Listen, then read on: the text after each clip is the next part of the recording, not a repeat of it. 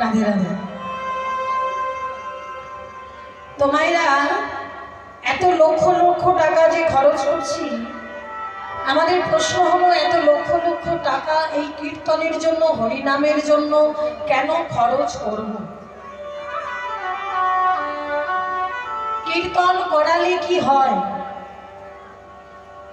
আচ্ছা, কীর্তন করলে কি হয়?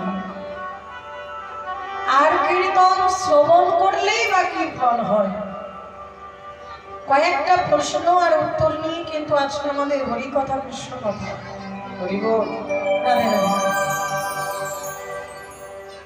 আমাদের হয়তো অনেকের মনে প্রশ্ন ওঠে যে এত টাকা খরচ খরচা করছি কিসের জন্য? এত টাকা খরচ করবো মা কীর্তনের জন্য।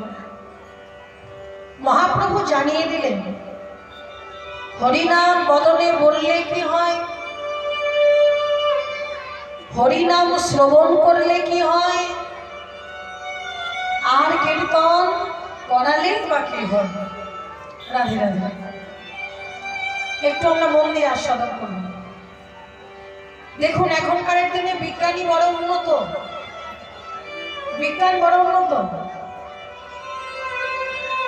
এই জগতে বিজ্ঞান অনেক কিছু সৃষ্টি করেছে, অনেক কিছু তৈরি করেছে। যেমন ধরুন, বিজ্ঞানী এমন এমন জিনিস তৈরি করেছে যে একটা জিনিস কেবল একটা জায়গাকার জন্য প্রযোজ্য। যেমন দৃষ্টান্ত দিয়ে দিই, যেমন নেল পলিশ। নেল পলিশ আমরা হাতে লাগাই, হাতের নখে লাগাই, কিন্তু নেল পলিশটা কিন্তু ঠোঁটে লাগাতে পারবো না। তাহলে হাতের জিনিসটা ঠোঁটে লাগাতে পারবো না, আর ঠোঁটের জিনিসটা হাতে লাগাতে পারবো না, তাই তো মা? কিন্তু মহাপ্রভু বললেন, রেজি শোনো, আমি এমন একটা জিনিস রেখে যাব শ্রীবাসঙ্গম, ওই একটা জিনিস গ্রহণ করলে মানুষের 7টা উপকার হবে।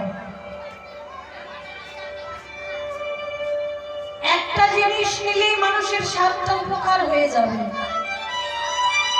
ভগবান আমাদের জন্য বড় বড় গ্রন্থ রেখে যেতে পারতেন, কিন্তু তিনি রেখে গেলেন না। কেন? তিনি জগৎ পিতা, জগতের পিতা। যেমন আমার সন্তানের কিসে ভালো হবে, কিসে মন্দ হবে, যেমন আমি জানবো, পাড়া প্রতিবেশী জানতে পারে,